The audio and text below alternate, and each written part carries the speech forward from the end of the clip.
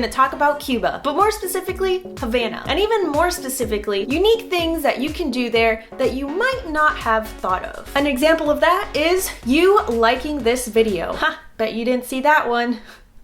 But seriously, have you considered visiting El Bosque de la Habana? The forest of Havana? Yes, it is exactly what it sounds like. It is a forest that is in the middle of the city, and it is so beautiful and green, and people love to go there to take photos and walk around in nature. It is beautiful. So if you want to get away from the hustle and bustle of Havana and all of the noise of the city, you can quickly do that by going to the forest. See? Wasn't that a great example of off the beaten path? Well, guess what? I got 8 more of those coming up, so stay tuned. And if you are enjoying my video, then you should subscribe because I make a bunch of videos just like this one every single week. Number 1.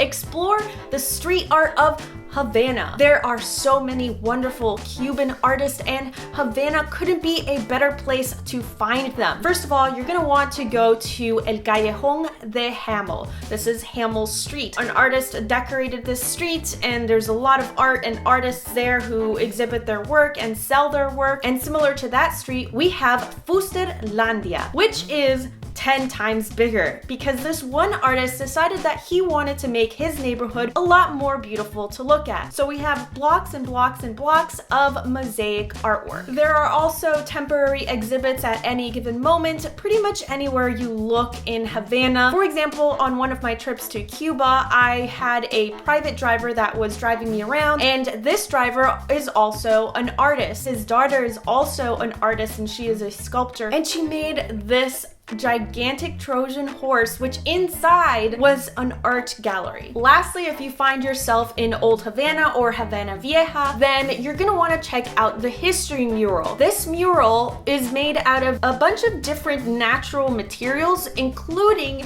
different colored sand. You heard that right. This artwork is basically made up of sand. You can see this for free just by walking through Old Havana. Number 2.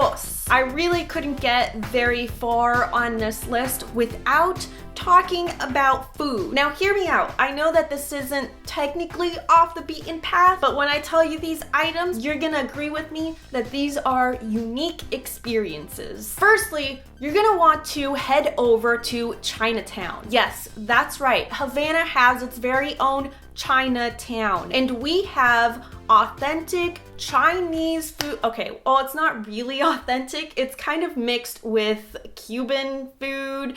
There's a little bit of both cultures going on here, but I guarantee that your palates, your tongue will not regret this decision. You are going to have delicious Chinese Cuban food. I know, you never would have thunk it, right? Now, for you guys who just love pizza, guess what? We got pizza in Cuba. It is 10 pesos. So that's like, I don't know, a few cents. You figure it out. Extremely cheap. So we're talking about cheap pizza. If you've got a strong stomach and you just can't stand to be without your pizza for a few days, then we got you covered. If you're fortunate enough to see a sugarcane truck, then stop them. You have got to try out a sugarcane drink. That's right, we've got sugarcane juice, and it is so sweet, and you will see them grinding down the literal sugarcane in front of your eyes. It is so delicious. Basically, you are drinking this before you actually get the drink. If you know anything about Cuba, then you've probably heard about paladares. Paladares is basically a fancy word for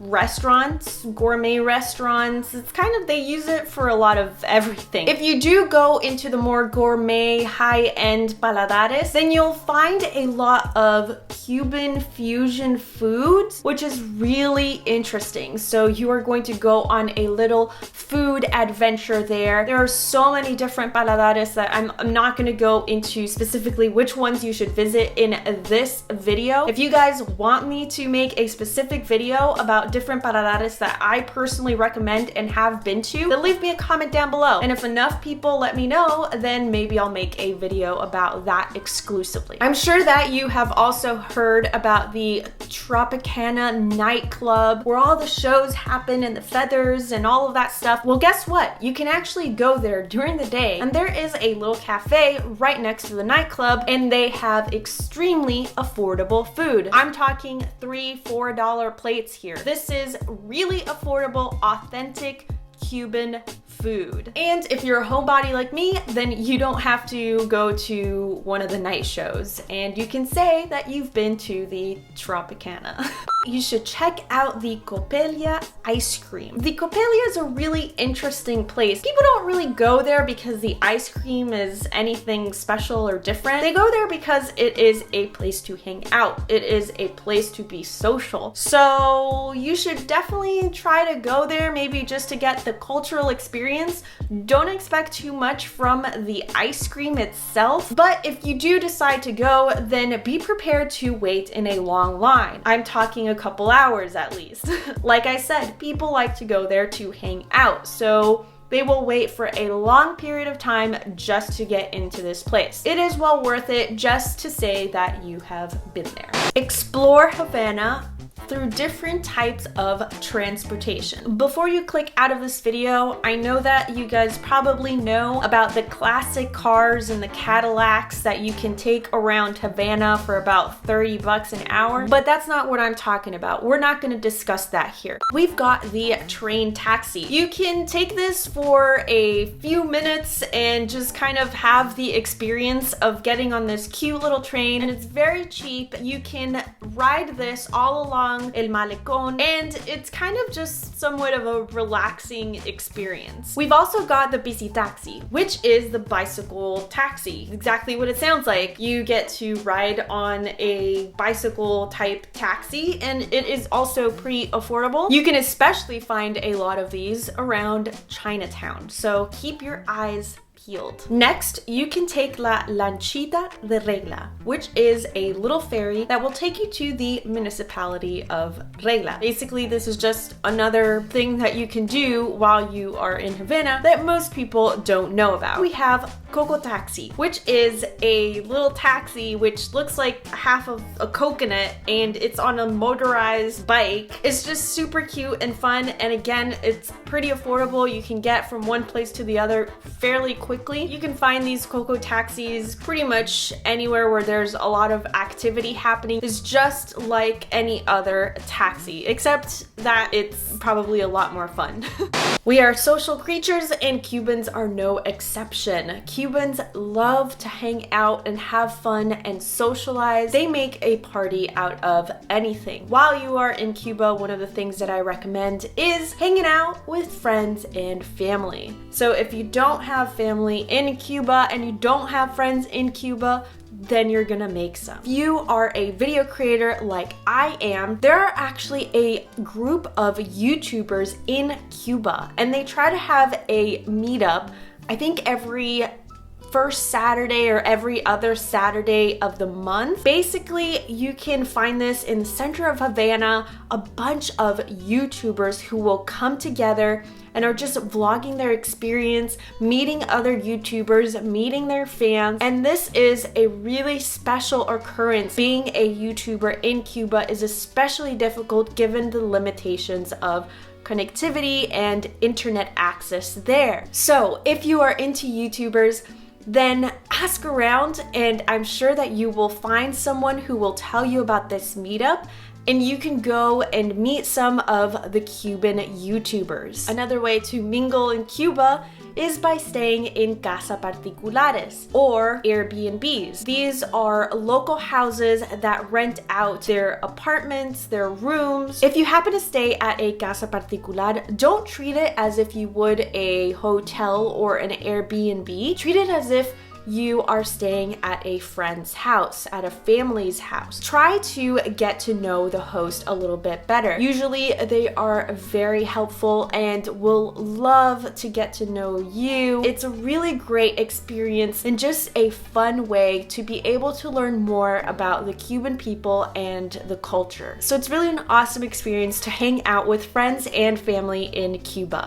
By the way, check out the description of this video and see everything that I am mentioning in this video. I've also got discounts and deals for tours to Cuba and any other information you might need for your next trip to Cuba. Number 5, Cuba has a lot of history, obviously, and Cuba has a lot of forts, a lot of fortresses. If you want to do something that is a little bit unique and a little bit different from what you would expect and not quite so touristy, then you absolutely must make a stop at the different forts that are there. First, we have the Fort of St. Charles, Fortaleza de San Carlos de la Cabaña. What's interesting about this fort is that they have what they call El Cañonazo, and this is something that happens at night. You can go there and you can see them shoot the cannons, and they do this whole ceremony, and it's really interesting and it's fun to do,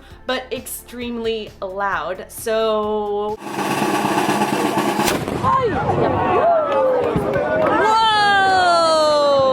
next, we have the Morro Castle, or El Morro, which is El Castillo de los Tres Reyes Magos del Morro, and it is named after the 3 biblical magi. So, Tres Reyes, 3 kings, and Castle of the Royal Force. In Spanish, Castillo de la Real Fuerza. Here you'll find the Giraldilla of Havana, which is this little weather vane, and it is a super important symbol for Havana.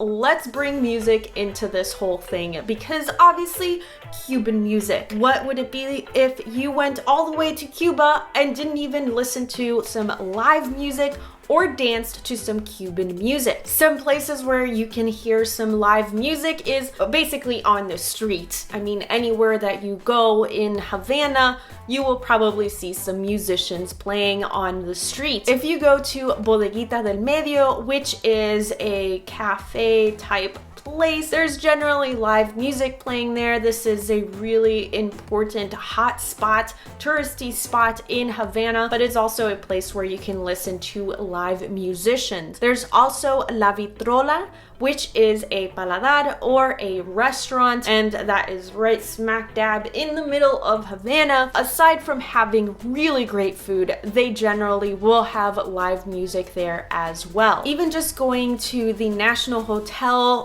Nacional, which is a hot spot for tourists as well, you'll generally find live musicians there on any given night. I even saw this well-known Cuban performing just outside of the entrance of a defunct movie theater. It was completely unexpected, and there he was doing a live performance. Of course, once people realized that he was there, the crowds got pretty big. This is something that you can just expect to happen at any given moment while in Havana.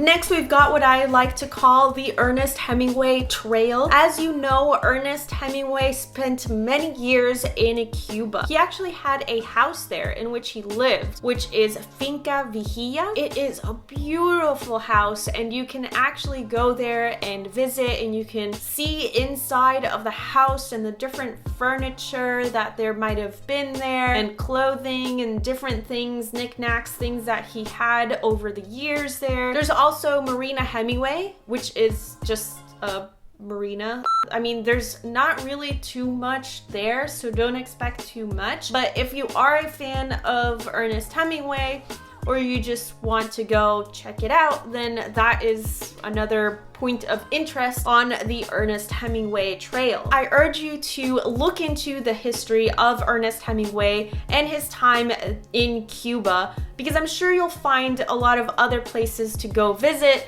that I've never even heard about. He did spend a lot of time there. But be careful with your research, because there is a rumor that Hemingway was a recurring customer at Bodeguita del Medio, which I mentioned before. And this is kind of, I mean, was he really that much of a customer there? It's kind of there is an inscription that is framed there with his autograph, but the validity of that is unlikely. But it is part of the culture, so go to Bodeguita del Medio and try to find his autograph. And you can decide for yourself about its authenticity. And this is the last one. This is 100% free, admiring the architecture of Cuba. You should read into a little bit about the architecture that there is in Cuba. Because of the Spanish colonists, you can see so many beautifully designed buildings. You'll see anything from Baroque to neoclassical architecture, all the way to Art Nouveau, Art Deco, eclecticism, and you'll even see a little bit of the modern movement. And that's it. We've made it to the end of the video. Congratulations. If you enjoyed it, then please give me a thumbs up if you haven't done so already. My name is Romina. I'm at Red Romina all over the internet, and I love to make videos about travel, about business, about filmmaking, and about just living life that you want, full of freedom and passion. So if you are all about that, then be sure to follow me on Twitter, Instagram, Facebook, all of the places on the internet. For now, I am going to go. So I will see you when I see you. Bye! This video was made possible by my patrons over at patreon.com/redromina. If you like what I do, become a patron and be a part of the exploration.